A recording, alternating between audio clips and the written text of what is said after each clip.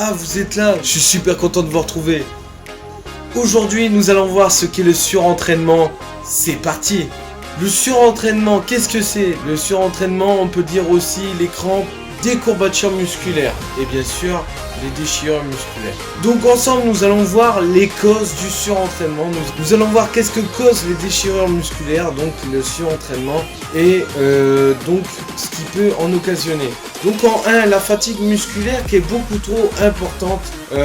Si vous faites un entraînement alors que vous avez déjà mal à vos muscles, vous allez forcer et donc vous allez donc vous faire une déchirure musculaire.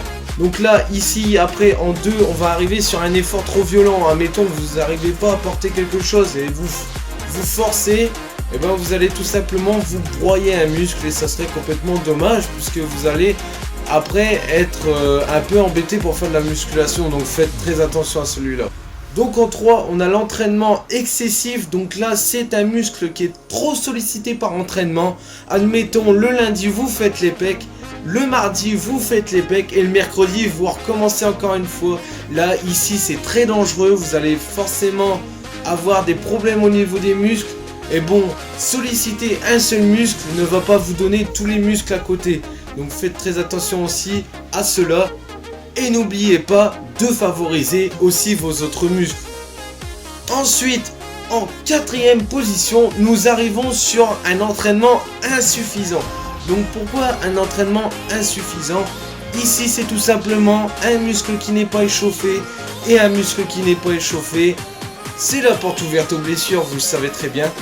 Donc n'oubliez pas, avant chaque séance, échauffez vos muscles.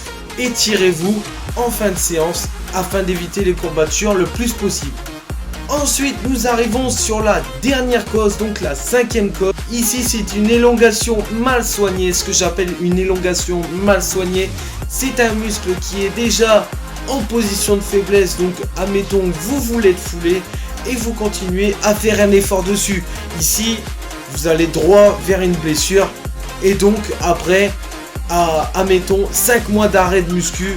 Et bon, je pense que quand vous avez un objectif particulier, je pense que ici le mieux c'est de poser le jeu et attendre que votre blessure soit rétablie. Donc ici pour le surentraînement, globalement il faut faire très attention. Vous avez eu les 5 causes qui peuvent occasionner un surentraînement.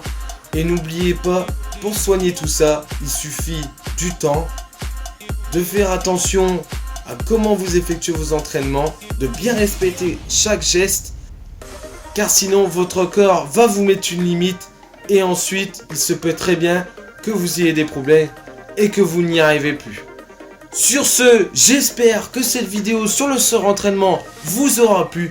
N'oubliez pas de lâcher un gros pouce bleu les gars et je vous dis à la prochaine pour une nouvelle vidéo. C'était The Beast.